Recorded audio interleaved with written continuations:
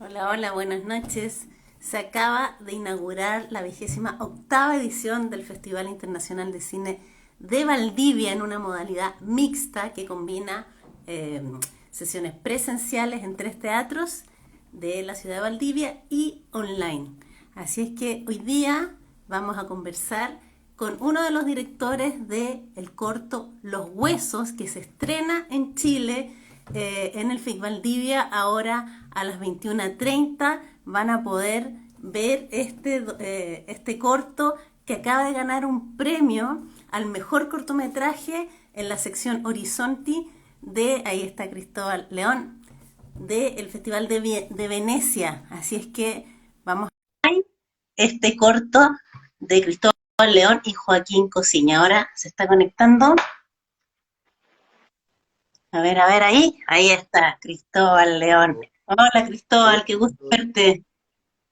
igualmente, un gusto conversar contigo. Muchas gracias por la invitación. No, gracias a ti porque hoy día es un día muy, muy especial. A las 21:30 queda liberado el corto Los Huesos para que toda la gente a lo largo del territorio chileno pueda ver este cortometraje. Ustedes acaban de ganar un premio en la sección Horizonti, al mejor corto en el Festival de Venecia. Y eso es un tremendo, tremendo halago para un trabajo que ustedes ya vienen realizando con la Casa Lobo anteriormente, en esta dupla de Cosiña y León, que se ha hecho muy conocida particularmente por hacer stop motion. Ustedes van a ver esta animación que es bastante particular.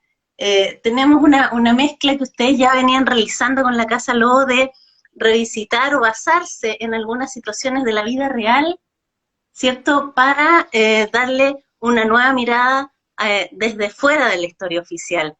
En este caso es muy interesante porque Los Huesos trata sobre un ritual. ¿Por qué no nos cuentas un poquito de qué se trata Los Huesos? Claro, les cuento un poco. Los Huesos es un corto que nació al calor del estallido social, yo creo, un poquito con esa energía todavía. Eh, y yo creo que tiene como dos orígenes. Uno, por un lado, lo imaginamos como un ritual. Nosotros muchas veces imaginamos nuestras películas como rituales, como hechizos, y en este caso imaginamos la película medio en serio, medio en broma, como un ritual para liberar a Chile de esta herencia oligárquica, de esta herencia hacendal, eh, de este orden feudal, un poco.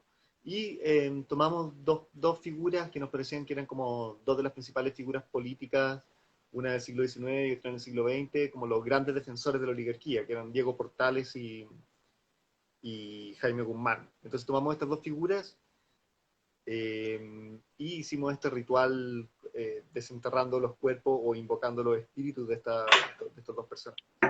Y por otro lado, también el corto tiene toda una idea de inventarnos, con Joaquín y con Niles, con la gente con la que trabajamos, siempre nos hemos sentido un poquito como eh, huérfanos en el sentido, en el territorio de la animación. Como cuando empezamos a hacer animaciones, no habían grandes o había muy poquitos referentes de animación en Chile. Entonces nos ha parecido divertido como crear una tradición a la cual podemos adscribir. Entonces el corto lo imaginamos como el primer corto de animación de la historia y este primer corto de animación de la historia sería un corto chileno. Entonces ese sería el gran descubrimiento. Entonces este no es un corto que estamos haciendo nosotros, sino que Joaquín y yo somos los restauradores de una pieza desenterrada. Y pues, es un corto de 1900.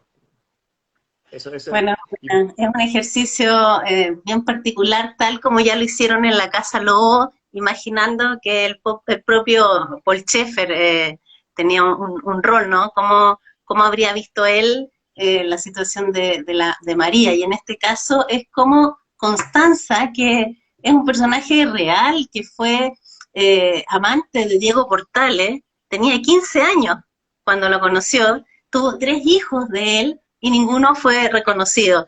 Entonces hay ahí hay un tema del conservadurismo de esa época. ¿Por qué eligieron esa niña, ese personaje en particular para hacer este ritual? Nos llamó la atención el personaje histórico, la verdad. Nos llamó la atención que fuera una niña y también había algo particular de ese personaje que ella nunca se casó con Portales en vida. Y fue el presidente, no recuerdo qué presidente, pero el que en el fondo le dio el apellido Portales a los hijos de Portales, pero post-mortem. Post-mortem, digamos, tras la muerte de Portales y tras la muerte de Constanza Nordenfeld.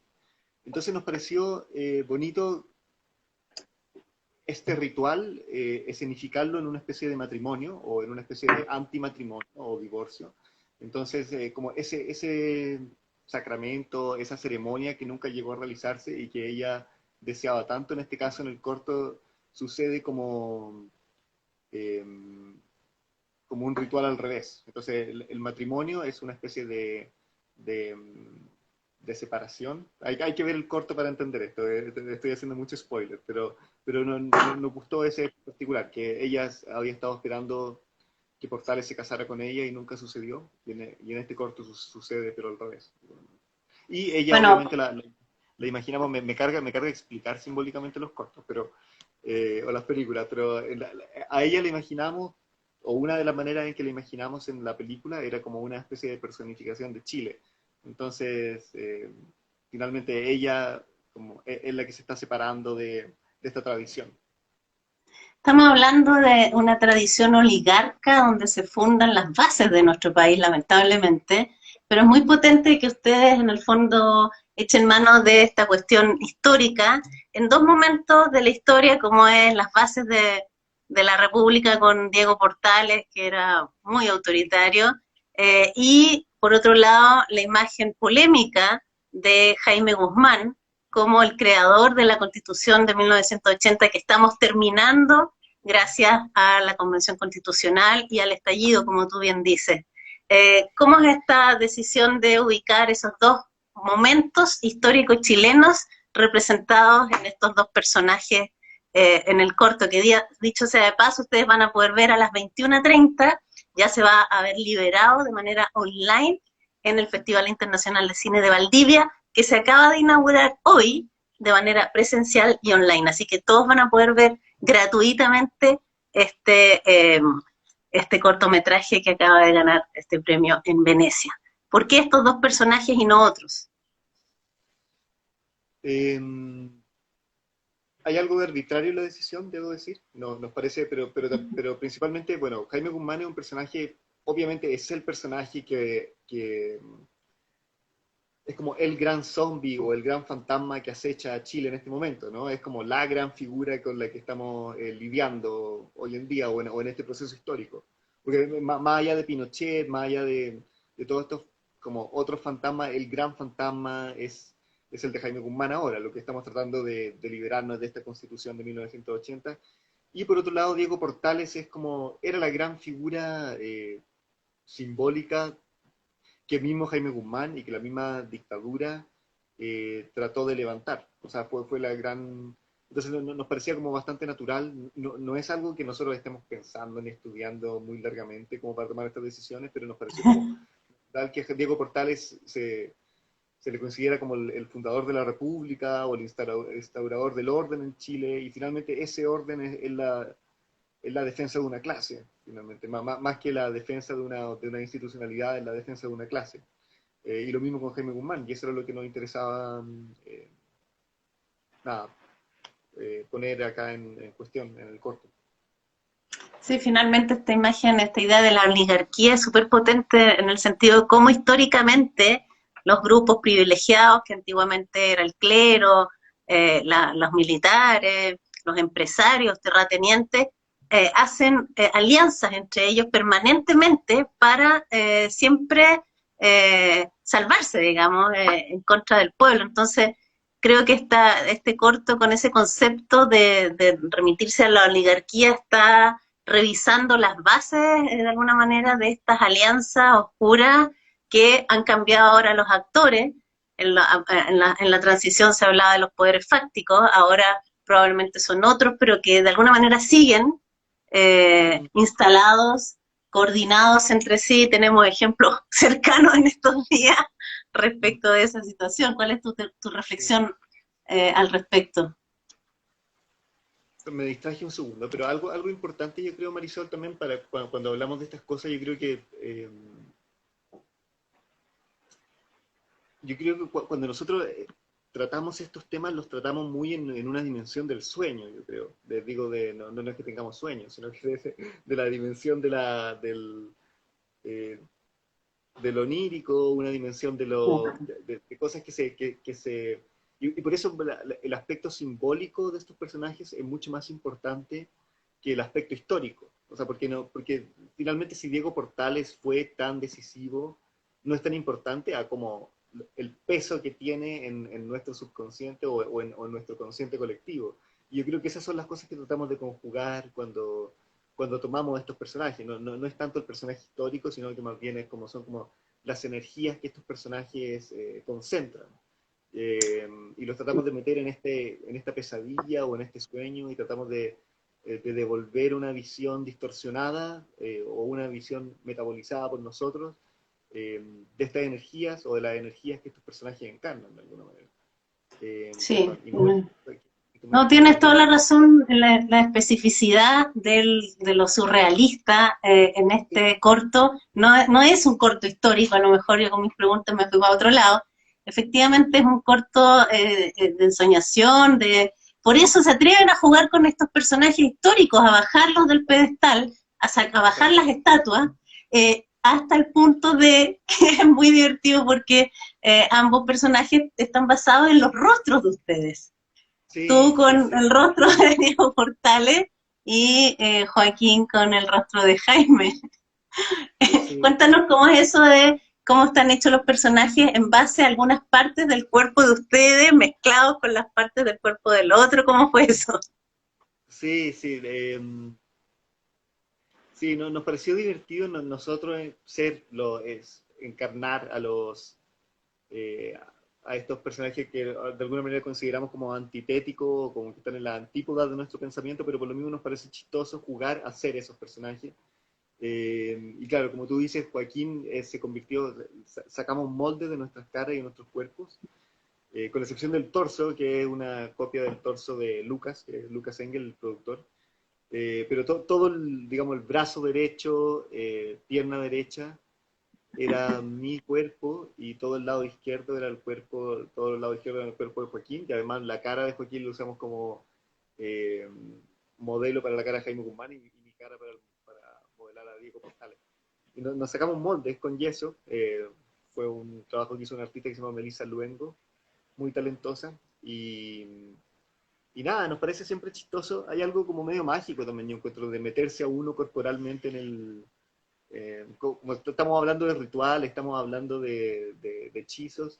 Y yo creo que parte de ese hechizo requiere que nosotros estemos como corporalmente o que haya un continuo físico con los materiales que estamos usando para el ritual. Entonces nosotros teníamos que estar presentes de alguna manera dentro de la película. Ese ejercicio ya lo venían realizando cuando hicieron la exposición en el Centro GAM de la Casa Lobo, y ahí ya nos encontrábamos con figuras de tamaño más o menos natural, con los rostros de ustedes, ya estaban presentes en eso.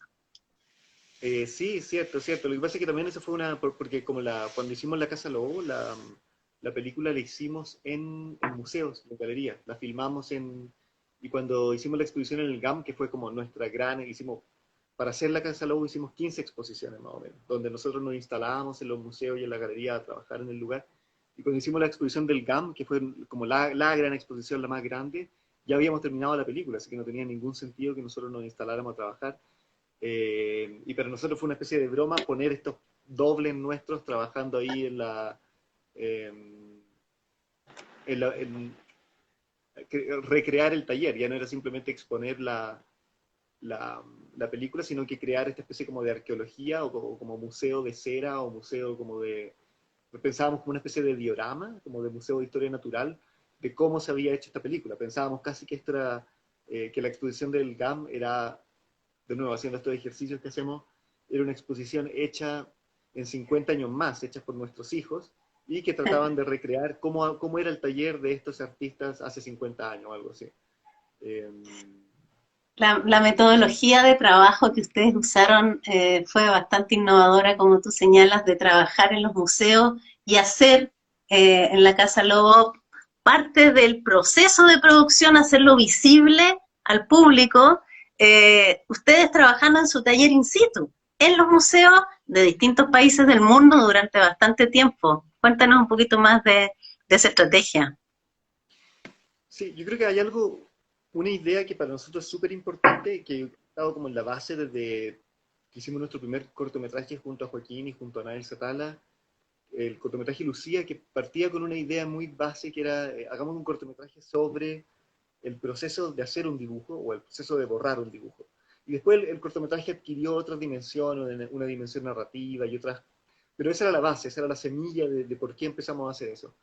Y esta idea de hacer obras sobre el proceso de hacer obras es algo que ha estado muy en la esencia de nuestro trabajo, yo creo, y de manera distinta. Por ejemplo, cuando nosotros hacemos stop motion, imaginamos mucho el stop motion como un documental sobre procesos plásticos.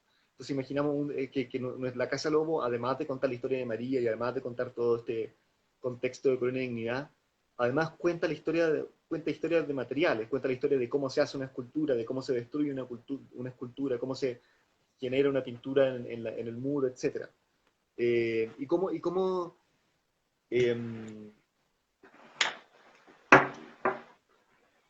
me perdí. Bueno, y eso, y esa idea fue exacerbada en este proceso cuando empezamos a hacer la Casa Lobo, que nos empezaron a invitar a hacer exposiciones, y nosotros estábamos un poco en la disyuntiva de si nos encerrábamos en nuestro taller a terminar la película o si seguíamos haciendo exposiciones de arte visuales, y nuestra idea fue, o lo que se nos ocurrió fue juntar las dos cosas.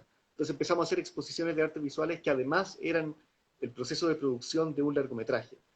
Y de alguna manera estábamos exacerbando esta idea de hacer obras, o hacer exposiciones en este caso, sobre el proceso de hacer una obra. Entonces la gente iba al museo a ver una exposición que consistía en estos dos tipos trabajando en una película, que era súper confuso. Bueno, y esta idea la tratamos de llevar a cabo de distintas maneras, en el fondo. Estamos conversando con Cristóbal León, uno de los directores junto a Joaquín Cosiña de Los Huesos, el último corto, su último trabajo que se exhibe un ratito más en el FIC Valdivia, que se inauguró hoy de manera presencial y mixta también online.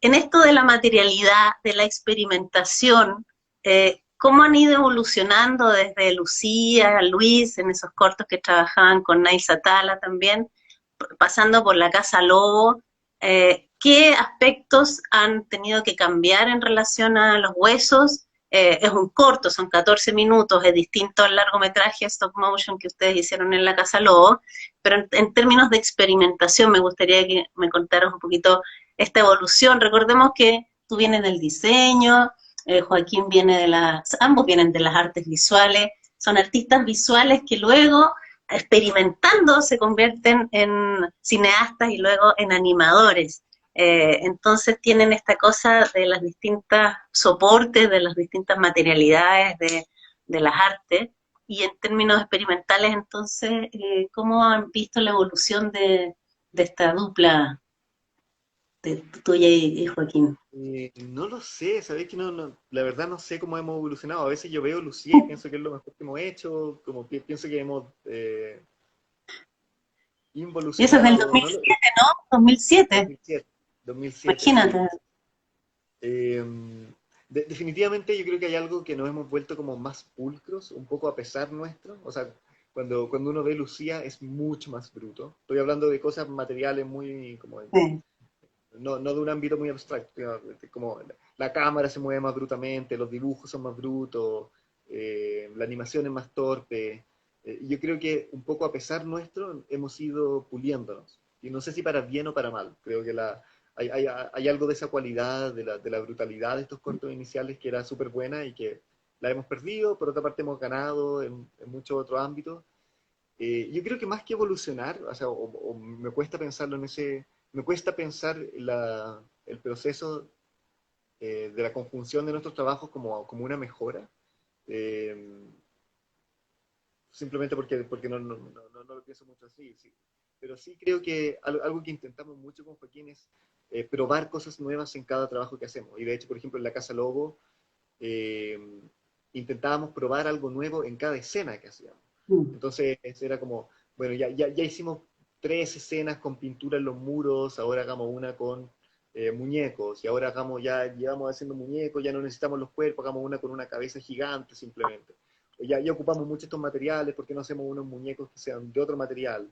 Eh, y así, cosas que pueden parecer como, la película puede parecer a ojos externos como un gran continuo, como con una estética muy consistente, pero para nosotros son grandes saltos materiales. O en este mismo caso de los huesos fue, bueno, ¿por qué nosotros no metemos la mano en estos, en la construcción de los muñecos en este caso, sino que lo externalizamos y tratamos de hacer muñecos hiperrealistas, o lo más realista que pudimos en el fondo, que parezcan cadáveres. Entonces siempre tratamos de ir probando cosas nuevas en cada corto o incluso en cada escena. Eh, sí, yo creo que bueno, finalmente eso es una evolución, ¿no? La evolución es como uno genera diferencias, errores de alguna manera que pueden ser mejoras accidentalmente. Pero hay una carrera, hay un tiempo de experimentación, de trabajo conjunto de esta dupla, y se concreta también en cuestiones prácticas como un productor ejecutivo súper reconocido, director de Midsommar, cómo llegan a las grandes ligas finalmente, que los represente un tipo de esta envergadura.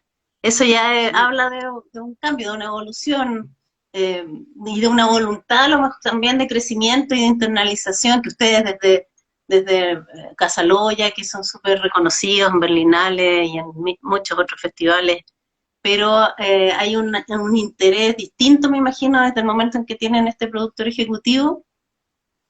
Sí, de todas maneras, de todas maneras. Sí, yo decía que lo de la evolución lo decía respecto a que me cuesta pensarlo, pero no es que no seamos, no es que no tengamos algo de ambición y,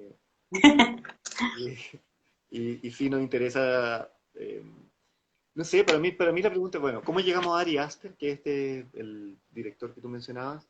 Él vio La Casa Lobo. La Casa Lobo fue como un gran punto de giro, yo creo, en nuestras carreras. Sobre todo, creo que algo muy importante que pasó fue el estreno el año pasado de La Casa Lobo durante pandemia, que por alguna razón hizo que en Estados Unidos mucha gente lo viera la película. Eh, Hubo muy buen trabajo ahí, tanto de nuestros agentes, nuestra agencia en Estados Unidos, y de la distribuidora. Eh, y bueno, la película llega a manos de Ari Aster, que es un director que nosotros admiramos un montón, y él, nada, se volvió fanático de La Casa Lobo, nos escribió, entramos en contacto y nada, en esas conversaciones le contamos que estábamos desarrollando este corto y lo invitamos a sumarse como productor ejecutivo. Y también estamos trabajando con él en una colaboración para una película de él. Así que sí, eso, estamos ahí colaborando. Y sí, para mí la pregunta de cómo volverse es cómo crecer sin crecer, yo encuentro, como que ese es un poco a mí me, creo que sería un error. eh, Creo que existe como una especie de por defecto entre los cineastas una idea de que tienes que crecer, tienes que hacer películas más grandes, con más gente. Yo creo que en el caso nuestro ha sido una virtud mantenernos chicos. Creo que nuestra estética, nuestra manera de hacer cine depende de ser pequeños. Como La Casa Lobo depende de haber sido hecha por 2 personas metido en un taller o por 3 personas. Estoy diciendo la parte de la animación, obviamente también hay un sonidista, pero la cualidad de esta película depende de lo pequeño, de lo artesanal y de lo íntimo que es nuestro equipo. Eh, Y en ese sentido, el que se hayan integrado nuevas profesionales a los huesos, por ejemplo, en la hechura de los propios monos, no genera también un riesgo de esto de ir perdiendo lo artesanal o más detalle. ¿Cómo es llegar a ese punto de equilibrio finalmente, no? Sí, sí, no, yo creo que es un tema. Yo creo que los huesos, bueno, yo estoy muy contento y muy orgulloso del resultado, así que Si fue un riesgo, creo que fue un riesgo bien jugado. Pero creo que no, pero igual, Los Huesos es un corto súper barato, súper hecho con un equipo muy pequeñito. De todas maneras, yo te digo, claro, lo externalizamos, pero igual éramos, en total no es un equipo de más de 10 personas, ¿cachai? Eh, Ya. sí, sí, nosotros protegemos mucho la intimidad de nuestros procesos, o lo hemos protegido, quizás si el día que necesitemos hacer una película que tenga otras características, vamos a dejar de hacerlo, pero al menos para mí es muy importante proteger la escala correcta de los proyectos y no pensar que porque creces la película te va a quedar mejor. No, yo creo que no es así. Bueno, ya y para ir cerrando ya, para que ustedes puedan ver Los Huesos de manera online en FIC Valdivia, tienen que sacar un ticket totalmente gratuito y van a poder tener acceso a este corto que hace solo un par de semanas ganó el premio al mejor cortometraje, no al mejor cortometraje de animación, eso es importante decirlo porque es una cuestión bastante más amplia, de la sección Horizonti del Festival de Venecia.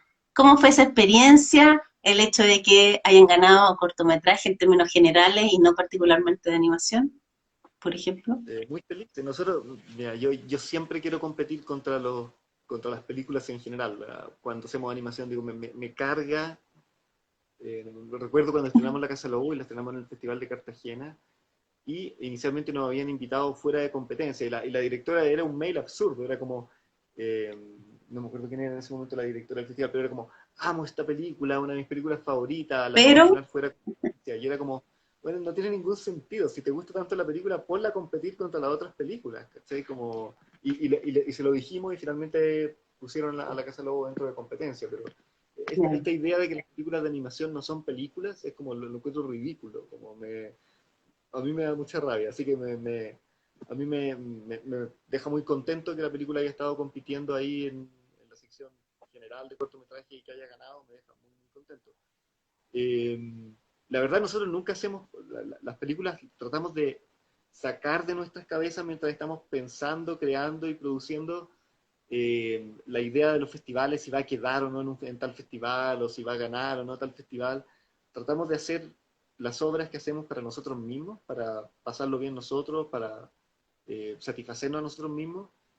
Y si gana premios, y si está en festivales, mucho mejor. Obvio que nos pone muy contentos y nos sentimos muy halagados, pero eh, ni cagando en lo que estamos persiguiendo, como para nada. Eh, me parece.